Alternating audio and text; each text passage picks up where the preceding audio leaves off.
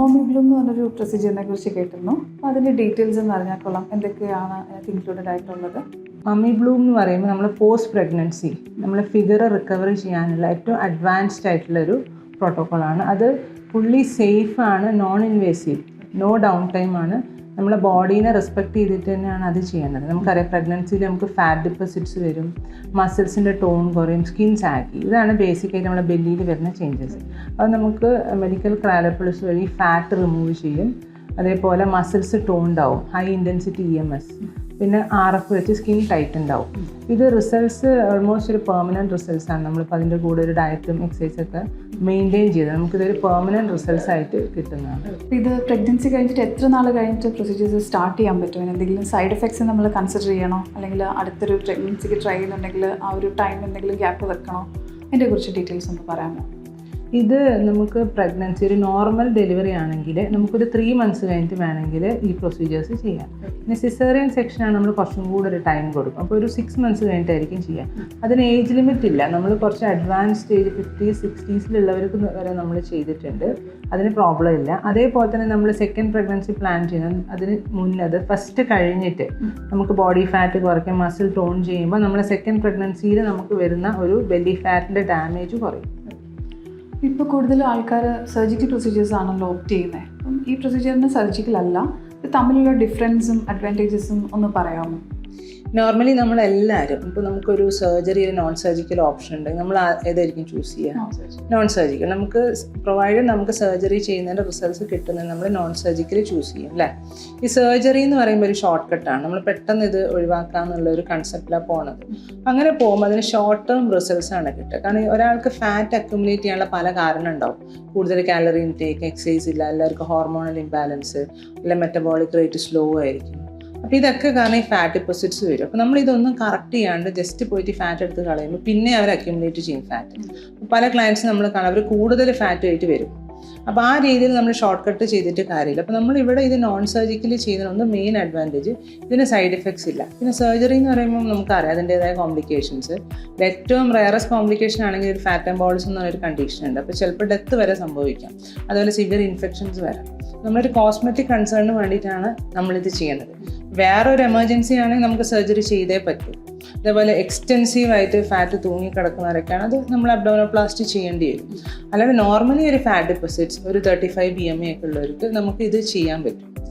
കാരണം നമുക്ക് ഇതിൽ നമ്മൾ ക്ലയൻസിനെ സെലക്ട് ചെയ്യുമ്പോൾ അവരുടെ ഫുൾ ഇതെല്ലാം മെറ്റബോളിക് പ്രൊഫൈൽ അസസ് ചെയ്യും, ഹോർമോണൽ പ്രൊഫൈൽ നോക്കും, അവരുടെ ഡയറ്റ്, എക്സസൈസ്, അവർ ഇത് ആപ്റ്റായ ഒരു ക്ലയൻ്റ് ആണോ, ഇതൊന്നും ചെയ്യാൻ താല്പര്യമില്ല, എക്സസൈസ് ചെയ്യില്ല, ഫുഡ് കൺട്രോൾ ചെയ്യില്ല, അങ്ങനെയുള്ളവരെ നമ്മളിത് ചെയ്യില്ല. അപ്പോൾ അതൊരു കോമ്പിനേഷൻ ഹോളിസ്റ്റിക് അപ്രോച്ചാണ്. അങ്ങനെയാണ് നമുക്ക് ഇതിനൊരു ലോങ് ടേം അല്ലെങ്കിൽ ഒരു പെർമനൻറ്റ് റിസൾട്ട്സ് കൊടുക്കാൻ പറ്റുന്നത്. നമ്മൾ ഒരാളുടെ ഒരു BMI, അവരുടെ ഒരു ബോഡി ടൈപ്പ്, സ്കിൻ ടൈപ്പ്, അതൊക്കെ നോക്കിയിട്ടാണ് ഈ സെഷൻസ് പ്ലാൻ ചെയ്യുക. നോർമലി എങ്ങനെയാണെന്ന് വെച്ചാൽ 1 or 2 സെഷൻസ് ഓഫ് മെഡിക്കൽ ക്രയോളജിസ്റ്റ് ചെയ്യും. പിന്നെ ഒരു normal protocol 8 sessions of high intensity EMS, high intensity RF 8 session, അങ്ങനെയാണ് യൂഷ്വലി ചെയ്യുക. അത് ഓരോ ഇൻഡിവിജ്വലിനനുസരിച്ച് വേരിയേഷൻ ഉണ്ടാവും. ഇതിൻ്റെ ഏറ്റവും വലിയ അഡ്വാൻറ്റേജ് എന്ന് വെച്ചാൽ നമ്മൾ നോർമൽ ബോഡീനെ റെസ്പെക്റ്റ് ചെയ്തിട്ടാണ് ഈ പ്രൊസീജിയേഴ്സ് ചെയ്യുന്നത്. അപ്പോൾ നമ്മൾ ലോങ് ടേമിൽ ഒരു സൈഡ് ഇഫക്ട്സും ഇതിനില്ല. ഇമീഡിയറ്റ്ലി നമുക്ക് ചെയ്യുമ്പോൾ ചെറിയ റെഡ്നെസ്സോ അല്ല മസിൽ ഇത് ചെയ്യുമ്പോൾ ടിച്ച് ചെയ്യുമ്പോൾ ചെറിയൊരു സോർനെസ് അങ്ങനെയൊക്കെ ഒഴിച്ചു കഴിഞ്ഞാൽ നമുക്ക് ലോങ് ടേമിലേക്ക് നമുക്കിതിന് സൈഡ് എഫക്ട്സ് ഒന്നുമില്ല.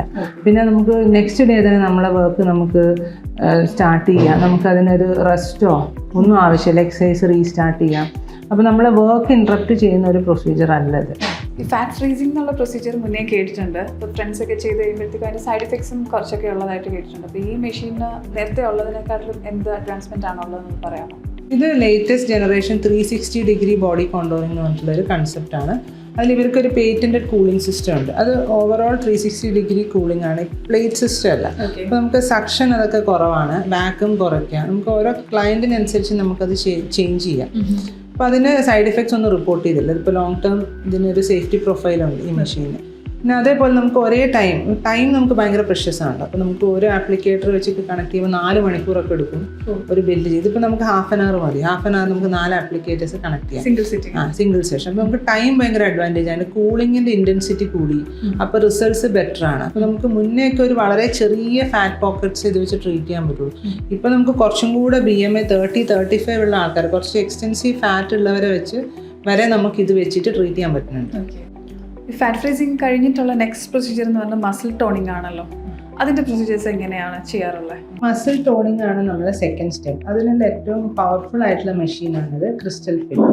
ഇത് ബേസിക്കലി വെച്ചാൽ ഒരു ഇലക്ട്രോ മാഗ്നറ്റിക് ഒരു ഫീൽഡ് വെച്ചിട്ട് നമ്മൾ മസിൽസിനെ കൺട്രാക്ട് ചെയ്യിക്കുക. നമ്മളിപ്പോൾ ഒരു ക്രഞ്ചസ് എടുക്കുമ്പോൾ നമുക്കറിയാം, നമുക്ക് ഒരു 15-20 ക്രഞ്ചസ് കൂടെ നമുക്ക് എടുക്കാൻ പറ്റില്ല. ഇതൊരു 20,000 ക്രഞ്ചസ് ചെയ്യുന്ന ഇഫക്റ്റാണ് നമുക്കൊരു ഹാഫ് ആൻ അവറിൽ കിട്ടുക. അപ്പോൾ അത് ബേസിക്കലി ഇപ്പോൾ പോസ്റ്റ് പ്രഗ്നൻസി വയറ് വല്ലാണ്ട് ഡാമേജ് ആയി, അവർക്ക് ഇത് ചെയ്യുമ്പോൾ മസിലിൻ്റെ ടോൺ ഇമ്പ്രൂവ് ആയി. അപ്പോൾ അവർ വർക്കൗട്ട് കൊണ്ട് മാത്രം ചിലപ്പോൾ അവർക്ക് ഇത് കിട്ടൂല. ഇത് ചെയ്ത് പിന്നെ വർക്കൗട്ടും കൂടെ ചെയ്യുമ്പോൾ ഇതൊരു ഫിക്സഡ് സെഷനാണ്, ഒരു 8 to 10 സെഷൻ. പിന്നെ വർക്കൗട്ട് ചെയ്യുമ്പോൾ ഓൾറെഡി മെയിൻറ്റെയിൻ കോർ സ്ട്രെങ്ത് ഉണ്ടായി, അപ്പോൾ അവർക്ക് കുറച്ചുകൂടെ ബെനിഫിഷ്യലാണ്.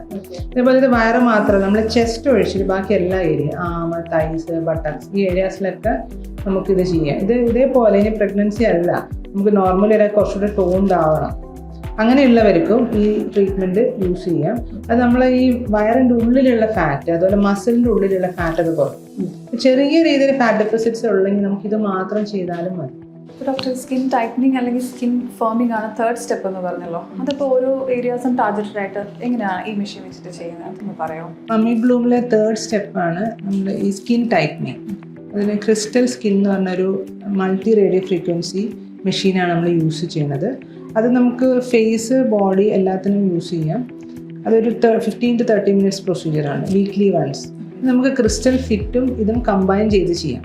നമുക്ക് സാഗി സ്കിന്നൊക്കെ ഫേം ചെയ്യാം. ഇപ്പോൾ ഫേസിലാണെങ്കിലും ബോഡിയിലാണെങ്കിലും നമുക്ക് പ്രഗ്നൻസി ശേഷം ആ ഒരു സ്കിൻ ലാക്സിറ്റി വരുമല്ലോ, അത് നമുക്കിത് ചെയ്തിട്ട് കറക്റ്റ് ചെയ്തുകൊണ്ട്.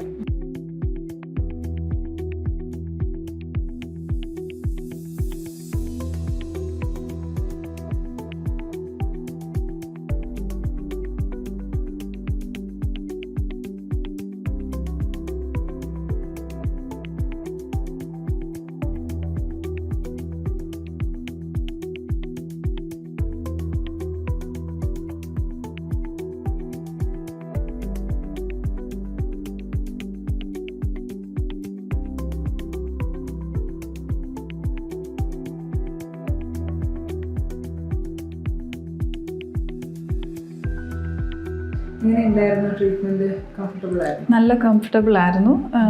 2 ആംസും ചെയ്തു. ഇങ്ങനെ പെയിനും കാര്യങ്ങളൊന്നും ഉണ്ടായിരുന്നില്ല. കഴിഞ്ഞിട്ടുള്ളതാണെങ്കിലും അവർ നല്ല രീതിയിൽ മസാജ് ചെയ്തിട്ട് യൂണിഫോം ആയിട്ട് ഫാറ്റിൻ്റെ ഡിസ്ട്രിബ്യൂഷന് വേണ്ടിയിട്ട് അപ്പം 10 days മസാജിൻ്റെ ഇതും പറഞ്ഞിട്ടുണ്ട്. ഇത് കണ്ടിന്യൂ ചെയ്യാൻ പറഞ്ഞു. കംഫർട്ടബിൾ ആയിരുന്നു, മോസ്റ്റ് കംഫർട്ടബിൾ ആയിരുന്നു. Thank you so much.